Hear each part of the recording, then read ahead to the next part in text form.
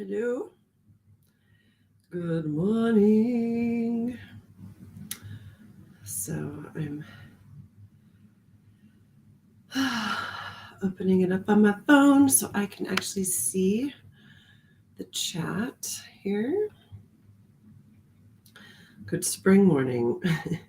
Okay, here we go.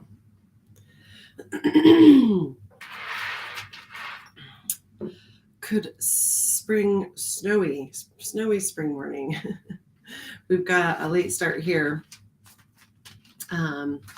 So y'all might still be taking your kids to school because it is late start, but I'm going to get started anyway. And if you're joining me, awesome. And if not, watch the replay and then just comment replay below. So I know who's coming to me. Man, I just spilled a whole bunch of water. I didn't even see that. Okay. So we're going to do 3-card spread today. So super simple.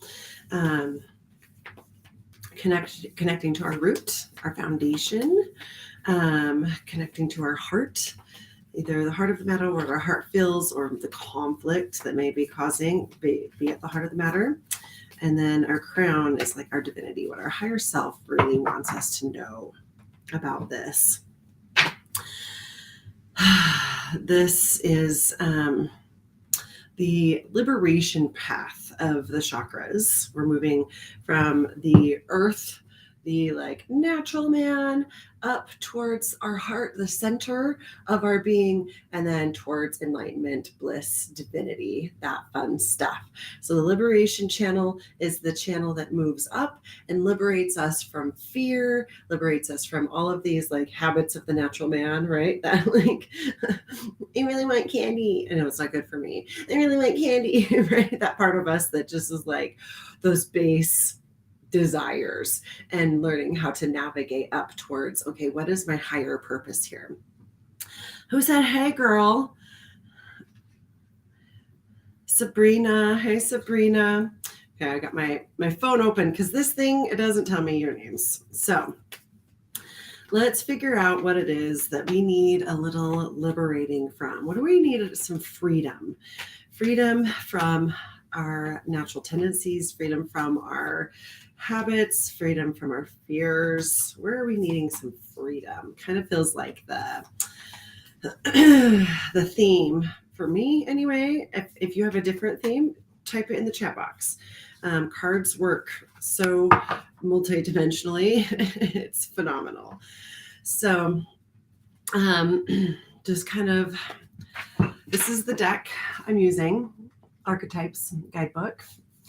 And I feel like I'm actually supposed to read, this is Summoning the Divine. This is what the spread is going to look like. And normally I just kind of go off of what I feel, but I actually feel like I'm supposed to read this one. So here we go. When you come on in, say, hey. The shape and meaning of the spread is based on the model of the spine as the vertical path towards divinity. Liberation, right?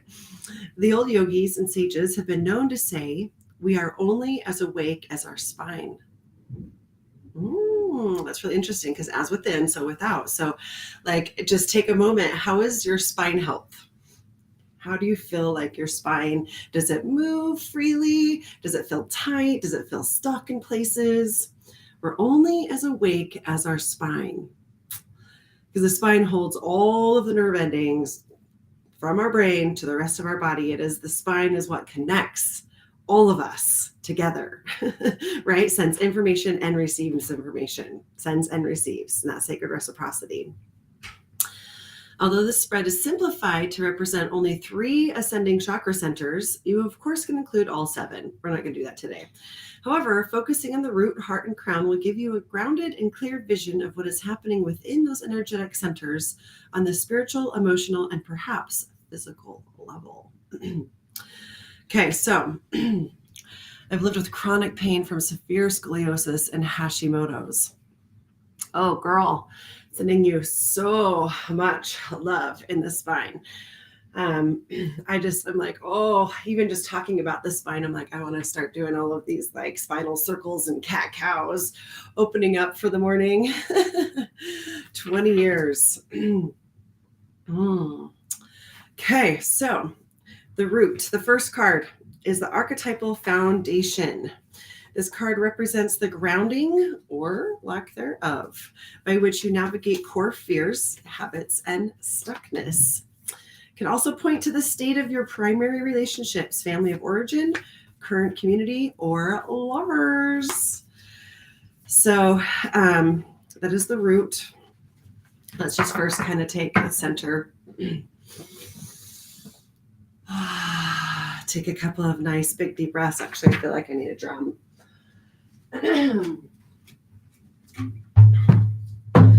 Okay, so I'm going to drum. We're going to do some box breathing. Inhale for 4, hold for 4, exhale for 4, hold for 4. You might not be able to hear my drum because the sound doesn't always pick up. You can always drum your heart or stomp your feet or just watch my mallet and count that way. Okay, so this is the beat. We're going to inhale, 2, 3, 4, hold, 2, 3, 4, exhale, 2, 3, 4, hold, 2, 3, 4, inhale, 2, 3, 4, hold, 2, 3, 4, exhale, 2, 3, 4, hold, 2, 3, 4. Now 5, inhale, and hold, and exhale, and hold. Inhale, and hold, and exhale, and hold. And take a nice big deep breath. Cleansing, clearing, release. Oh, maybe shake it out a little bit. Shake out the body. I feel like I need to do some moving here. Okay. So hands on your heart. One hand on your belly. Just connecting with yourself and source. And what is it that you're needing some clarity on today? For the highest good of all involved, just for today. Just for today, what do I need to know for my highest good and the highest good of all involved? Okay. When you're ready. Cleansing, clearing, releasing. All right, the root. What do we need to know about our root chakra for this specific situation? What is our foundation trying to tell us? The mirror. The mirror is our card this month in our online soul connection class. Interesting. Let's see what it has to say for us today about our root. Okay. So remember, this is our foundation or the lack thereof by which you navigate core fears, habits, stuckness. Can also be the point and or state of your relationships, family of origin, current community, or lovers. Okay, the mirror. The mirror. The reflection, the illusion, the looking glass. We look into mirrors every day without recognizing them as portals into another realm.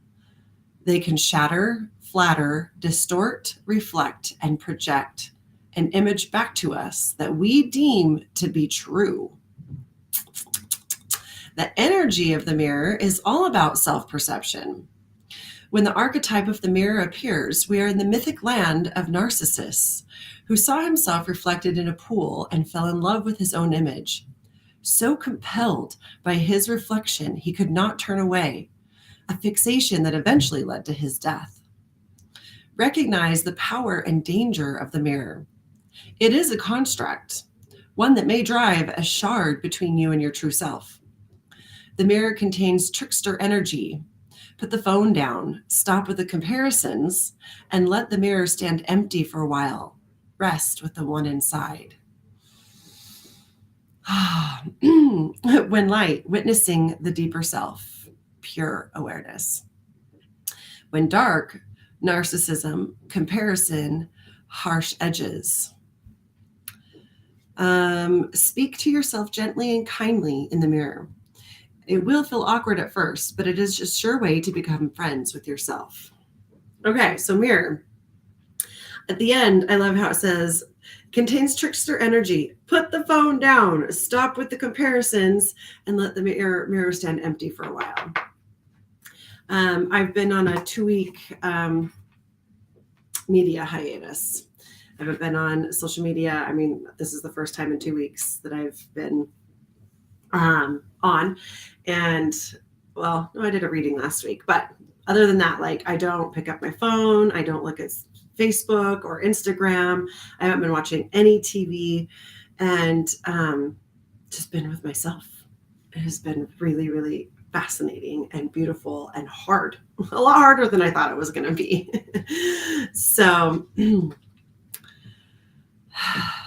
this represents the grounding or lack thereof by which you navigate core fears, habits, and stuckness. So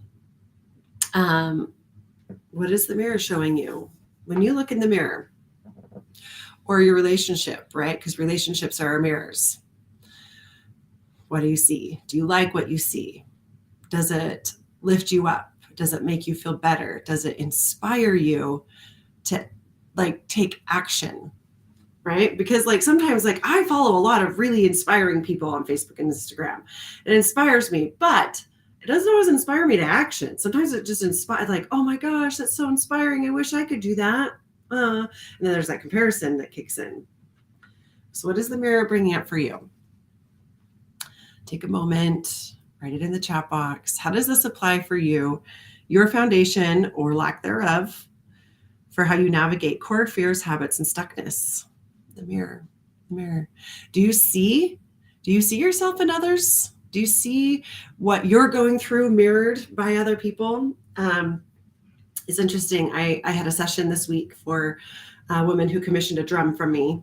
And it's just so interesting how all of my clients, we end up kind of going through the same current stuff. Like the stuff she was going through was stuff that was very similar to what I'm currently going through. And so it was like this beautiful mirror that I got to look at her, like this kind of situation that we were kind of similarly going through. I got to look at it through her lens and see where she was struggling and help her navigate through that. And even though it was different than mine, similar, but different, it still kind of gave me some beautiful clues and hints and inspirations for what I was currently going through. So how does the mirror work for you with your foundation or grounding or lack thereof, and how you're navigating through your life, your fears? Specifically, fears kind of feels like the big one right now. Fears and habits. What are your habits, and how do you see them in other people? My mom and I are going through the same lessons with a different situation. Yeah, it's like this, like, right now the lesson for me is freedom from victimization. Victimization is like the thing that causes all the problems, right? Whether I'm a victim to myself and my own thoughts and my own patterns, or I'm a victim to other people and outside circumstances like the fucking snow, right? Like, I'm a victim. This world is not like living up to the script I have written it. It should look like this. It should go like this. They should act like that. And what does Byron Katie say about that? Just like, anytime you argue with reality, you lose, but only 100% of the time, right? So the mirror is really beautiful at showing us what is. And then we place our judgments on it. So if what we're looking at from the mirror causes us pain, then it's really time to kind of like sit with that and go, why does this reality that I'm looking at, why is this reflection that's coming back to me cause me suffering, struggle, and pain? And how can I free myself from that? What is the truth behind that? Only one person. There's 5 of you on here, so I know you're all sitting with this. So what are your thoughts about this mirror? Okay. Well, we hear from that. While you take a moment to type, I'm going to start to pull up the heart card. This is the heart of the matter. The image currently residing in our heart will tell you your deep longing, calling, or conflict that is at the center of all centers within. Without knowing and spending time with energy within the heart, one can never be satisfied. So this one, the heart is really interesting because we've got the 3 chakras below. We've got the root, the sacral, and the solar plexus. And the root is earth, the sacral is water, and the solar plexus is fire. They're all connected to this physical reality. They're all, even the fire has to be grounded on the earth. Its energy is moving up, but it's still connected, right? Solidly connected to the earth. So all of these are our earth chakras, right? And as we're liberating, we're moving from earth, which is really hard, dense energy, to water, which is fluid and flow, but it can drown you. It can carry you away. It can be in this crazy typhoon, right? And then we got fire, which can light the way, but it can also burn and like burn it all down. Or it can just be like this little teeny tiny, like, do I have any light? Right? And then the heart is air. So the air touches the earth, but it's not controlled or confined by the earth. It still has this freedom to move. And so the heart is considered the center of the chakra because there's 3 below and there's 3 above: the crown, the third eye, and the throat. So it's directly in the center of our spiritual self, right? These are upper, higher, enlightened. Like we've got sound, light, and ether, right? Those are, you can't touch them. We can measure them, but you can't really touch them. You can't, like, sometimes you can't even see them. So we're like in the center of the heart, connects these earthly energies to these spiritual energies. So what is the heart of the matter for you? What is your deep longing, the call of your heart? Center of centers within your psyche for this situation. Without knowing and spending time in this energy, one can never be satisfied. And you'll always be looking without you. You'll always be looking outside of you for the answer and solution, but it's really right in here. The sword. Gonna cut some shit. We're gonna cut some shit. Okay. Here we go. The sword. I love how the one side is all bright and full of color and the other side is dark. So there's a little yin yang action happening. Strike of lightning coming down. Interesting. Okay. The knife, the blade, the weapon. To use the sword is to decide. The blade separates one reality from another. The choice is made, and all else falls away. If you find the sword in your grasp, you can no longer hesitate. This weapon requires a clear and decisive mind and a willingness to act. An onlooker may think the sword bearer is hasty and violent, but the most compassionate and responsible gesture is one that is honest, swift, and accurate. Oh, just breathe through that for a second, right? Because, I mean, think about how many people are just like, oh, I don't want to hurt any feelings. And so you kind of try to dance around it, but then it like hurts even more because you just like draw it. It's like picking at a Band-Aid and just like slowly peeling it instead of just, right? And then just like, whoo, get it over with. Our first encounter with the sword is at birth, when the cord we share with the mother is cut. This moment defines our separation from her and begins our journey of becoming self. We must make these cuts again and again if we are to grow. Decisions shape our life, and the sword is an infamous shaper of destiny. When light, cutting through to what is essential. When dark, hasty, backstabbing, the dull and painful blade. Boundary making, prioritizing, and clarifying are all gestures made possible by the sword. The sword is a metaphor for the pen and the brush, the artist's fierce and graceful tools. Contemplate the Buddha's philosophy of the first and second arrow. Swing the sword once with precision and commitment. more than that will be painful for everyone involved. Interesting. Does anyone know the story of the first and second, the Buddhist philosophy of the first and second arrow? Yeah, I don't know that. I am unfamiliar with that. I would have to look that one up. But okay, heart of the matter. What are you kind of like dilly-dallying around about? What is it time to make a choice, a decision? Like it's time. That is really interesting. To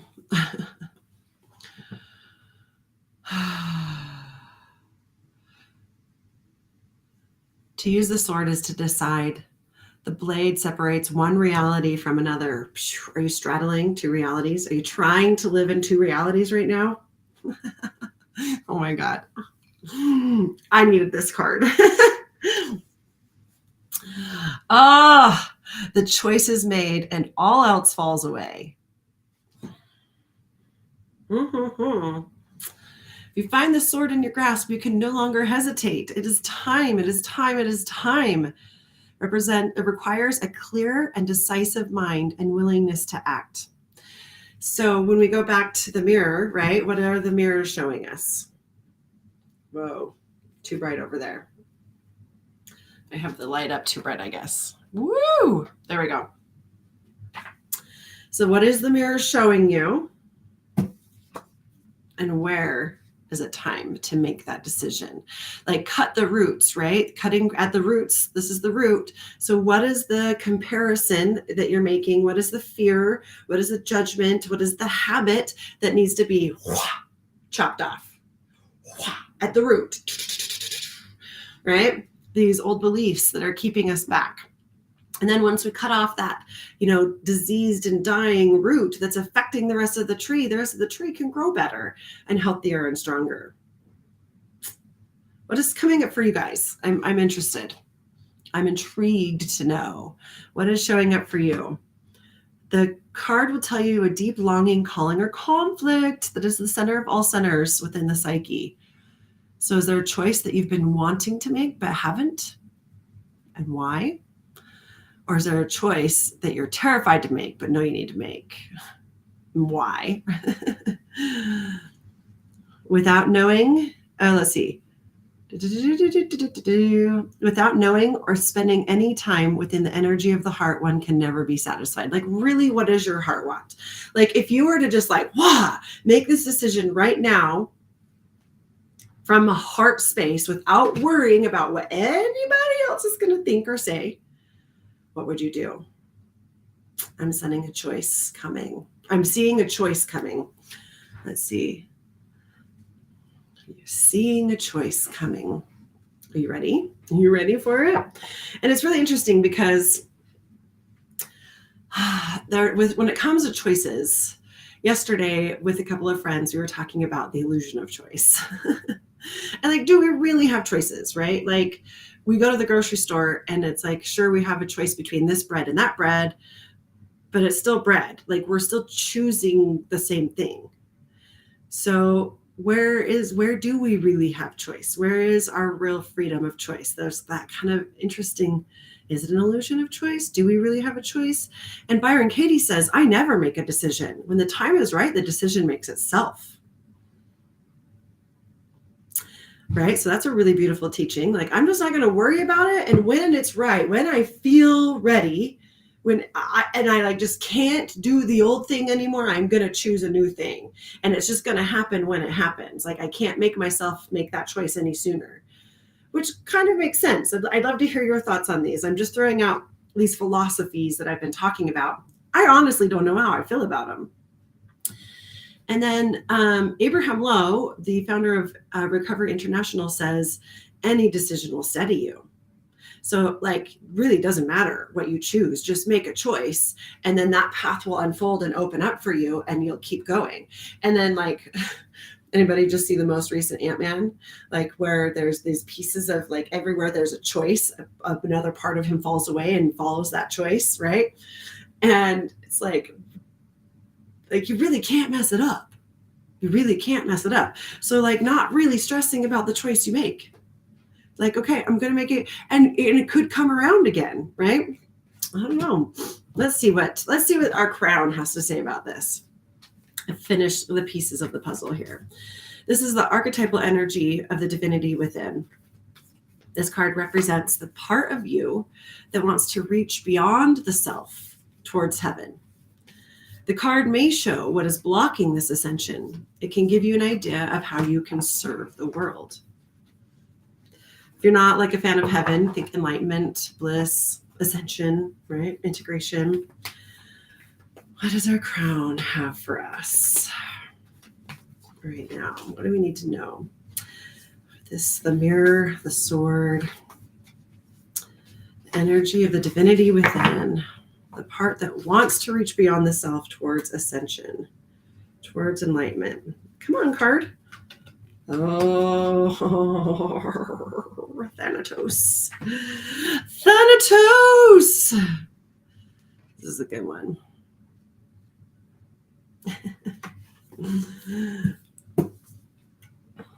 Thanatos. And I can't tell. I really don't know what's in there. Like, sometimes it looks like a heart. Sometimes it looks like a nest. Sometimes it looks like, I don't know, there's a couple of hands holding, but all in the spider web, in the center of the spider web. Death. Dun, dun, dun. I mean, there is a sword, you guys. So it's a death of, the old choice, the death of the old way, the death of the old ego, the death of the old belief, the judgment, the old death of the relationship, the way it was. Not necessarily means bye, I'm never seeing you again, but death of the relationship the way it was. I don't know. Okay. Let's read it and see what shows up. It is tempting to oversimplify death and sum it up as transformation. But the true and archetypal resonance of Thanatos cannot be easily assimilated or contained. Death is ongoing and omnipresent, an eternal response to the gift of birth. Witnessing the ending of another being, creature, phase, or stage has deep consequences for the psyche. We are forever changed by Thanatos as it sweeps us under the wings, making us relinquish control in every form. The illusion of control. I have choices. Interesting.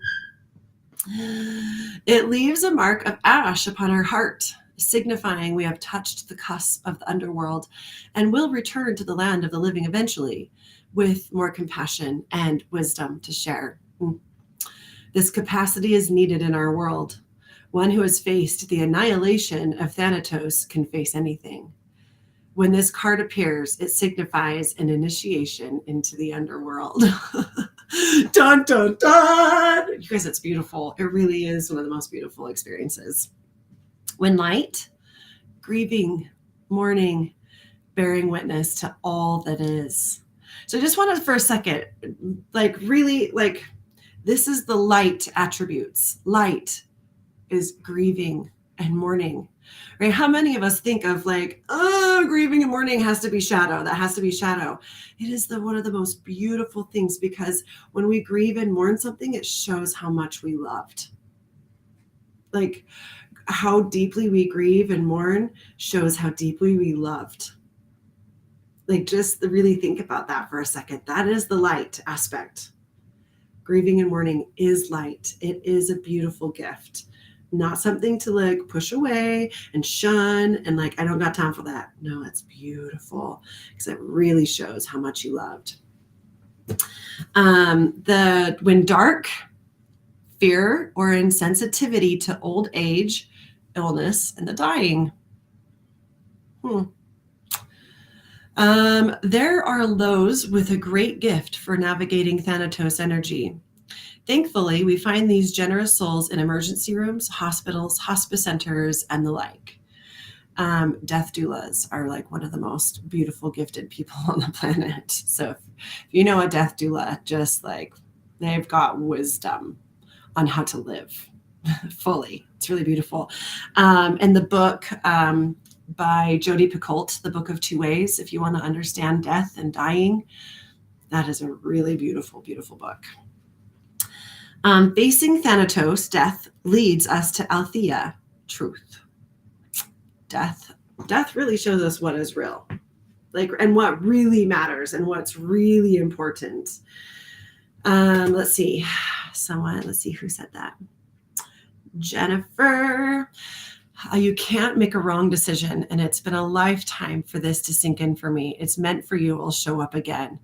Amen. It really, really is so beautiful. And it's like, I was reading a card this weekend that said, the universe accepts all, rejects none. And it's perfect order. It is so perfect order. And when you can let go of the little mind that wants to judge that there's right and wrong, and that there's good and bad, and that there's what's the other thing of evil, right? Anybody, like, when you find yourself judging and then like, why, and wanting to get rid of all of that, well, that's what keeps the balance, right? That is what keeps the balance. So it's all perfect. And so when you make a choice, you can't mess it up. You really can't mess it up. It's exactly what was supposed to happen. And so this is kind of where, like, fate, I'm actually going to get a book real fast to read its insert. That I have been contemplating. Oh, but it's not this book. It's the other one. Hold, please.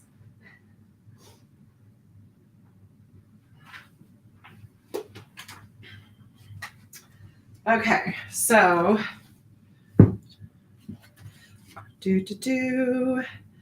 the Gene Keys. So this is the 64 ways. This is the contemplation of the other book. So 55th Gene Key, the shadow's victimization, which is the shadow, like all of the shadows in the Gene Keys are a subcategory of victimization. You're a victim to something somehow in all the Gene Keys. So this is like the core shadow of all the Gene Keys. Okay, any concept we hold has the capacity to trap us. Just like that line alone, right? When I believe this thing, now I've shut off every other possibility that it could also be.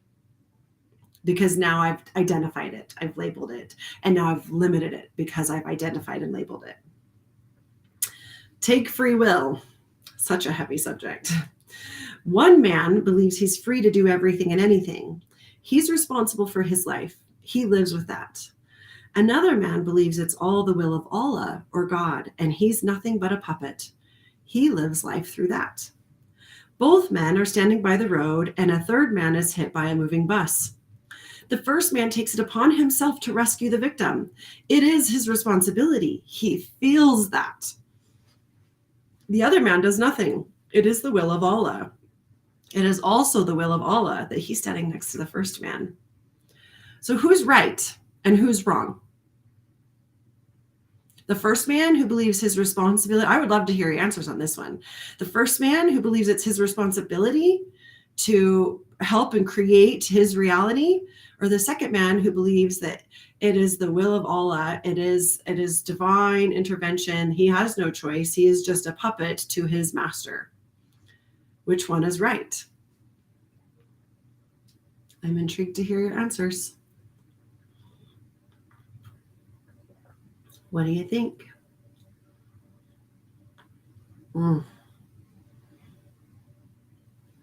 The first sip of coffee is the best in the morning. Okay, what do you think? What do you think? No one's answering. Who's right? Who's wrong? The first man who believes he's responsible for his life, or the second man who believes that it's the will of Allah?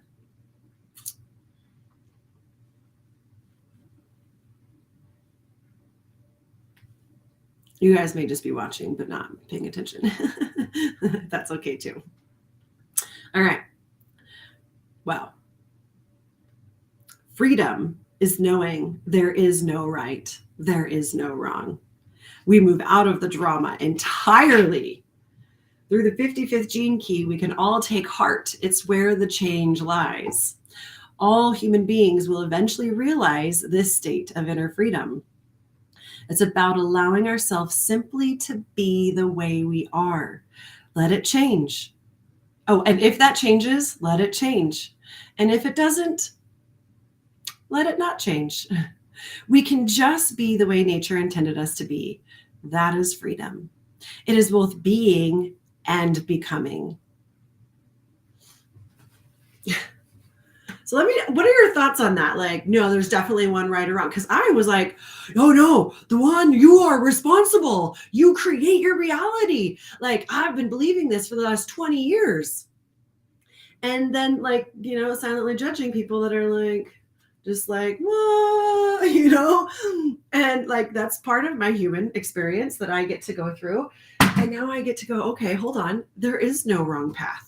There is no wrong choice. There is no mistake. There is no failure. It is all beautiful. The universe accepts it all. Mother Earth receives everyone in all their glory or all their fucked upness.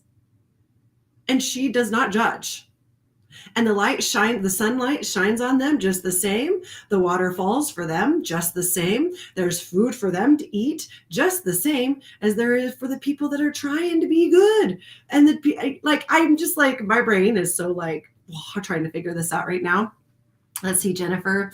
I'm on the side of learning to be responsible to help or support because I believe being part of a whole. No right or wrong. You choose how you represent yourself. Yeah. And like, because think of the man who believes that it is the will of Allah, like, right? He doesn't need to help because it's the will of Allah that the man got hit. Also the will of Allah that he happened to be standing next to a man who wants to help. Like, how perfect was that? Like, it was divine timed for him. Like, right?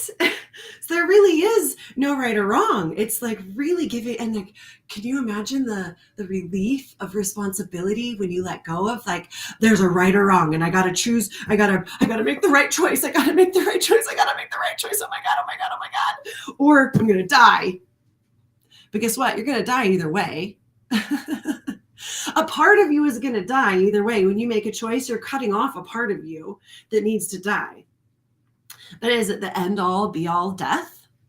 Or is the death just a rebirth of something new, a new way of seeing that old thing that you cut off? Really, really beautiful. So this week, I got to experience a really powerful medicine ceremony. Still really emotional. And I died in this ceremony. I literally died. Like, stopped breathing, stopped blinking, stopped moving, felt my heart stop beating. And it wasn't like literal, like I didn't really, really physically die, but it was the metaphoric, symbolic death. And it was the most beautiful thing I've ever experienced. And it was so interesting as it was happening. My ego mind kept coming in and going, you should be afraid. You should probably be afraid right now. And I just kept telling it to shut up and experience, just experience. And my ego, the little mind, and it was like really far away. It was like this distant echo, like this little, just like every once in a while, like peeing in, like, hey, you should be afraid. Hey, you should try to figure this out. Is this? Does this mean that? And it was like, we're just going to experience. We're just going to experience. I've been through many, many ego deaths in my life. If you're familiar with the Gene Keys, my life's work is rebirth. Like, that is continually rebirthing and evolving. That is what I do. I continue to reinvent myself over and over and over again. And it's so exciting because it's like, why paint myself in a corner? You know what? For a little bit of time, I really liked this identity that I had and this belief system that I was holding, and it worked for me. And then there comes a time where it doesn't anymore. And it's time to set it down and give thanks and gratitude. And we are done with this, and bury it and be done. And then it's like, oh, okay, now what do I get to be? This new experience of me. How am I going to feel? How am I going to express myself? How am I going to show up? Okay. Oh, let's see. Okay. Anyway, I'm interested to hear your thoughts on this. What are your thoughts on death, ego death, relationship death, death of an identity, death of a belief, death of a generational belief, ancestral belief? Those are like time to take some pruning shears to your roots. Or what questions do you have about this reading? Like, is it making sense to you, or do you want, I can tune in and I can maybe pull a card for clarity if you're kind of like, I don't know, I'm kind of struggling, right? Because our roots, the foundation or the lack thereof, how we navigate our fears, our habits, has to do with a mirror. How we see ourselves reflected in those around us, our close relationships, comparison. The heart of the matter, the conflict or the longing of our heart is the sword. It's time to make a decision. It's time to set some boundaries. It's time to be clear and concise in your action moving forward. And then the divine, what your soul's calling is, it's time for death. It is time to be, this is an ending. An ending so you can have a new beginning, new possibilities. Let's see. Yeah, that's all I'm supposed to read and say. So I think once the choice is made, the death can feel good.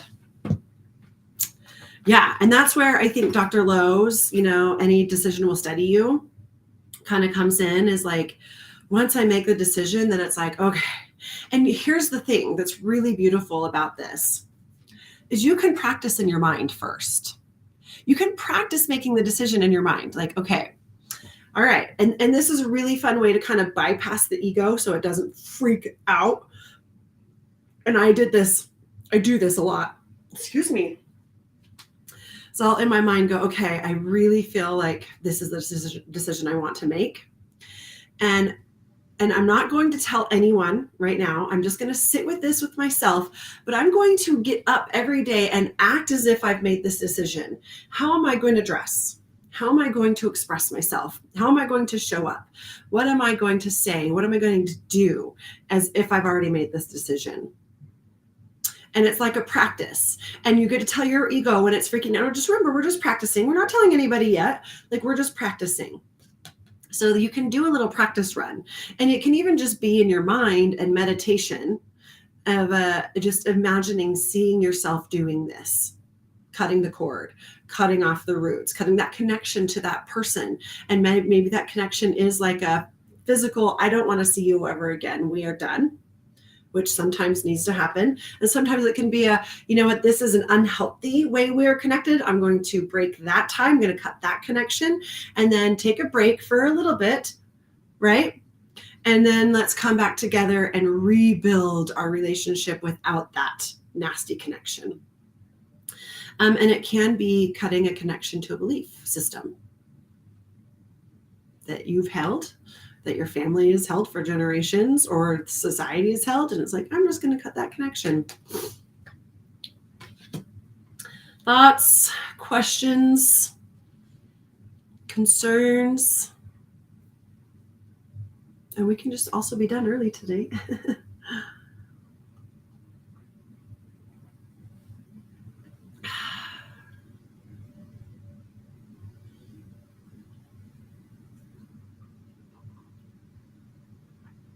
Last week, I think it's interesting how last week we talked so much about like really like owning you, really owning you, right? And it's kind of like this death of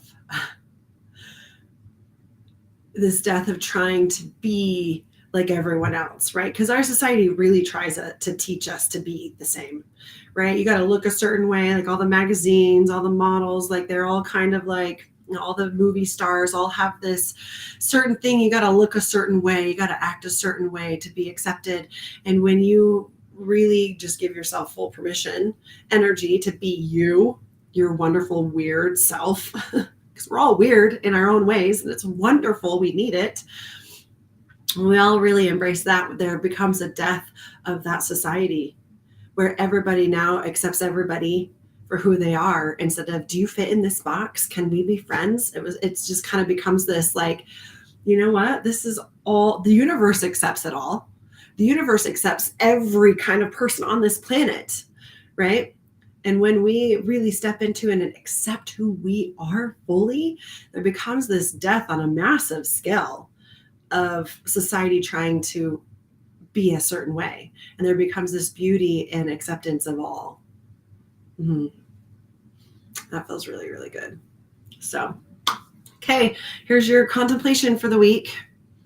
I'd love to know what decisions you're making or practicing making, and enjoy the death. Like, really enjoy it. Just embrace it, celebrate it, and celebrate it by mourning and grieving. Like, what was the culture where they like just wail and wail, and they would even sometimes hire people, because the more wailing and the bigger the fuss about this person's death, the more it meant their life mattered.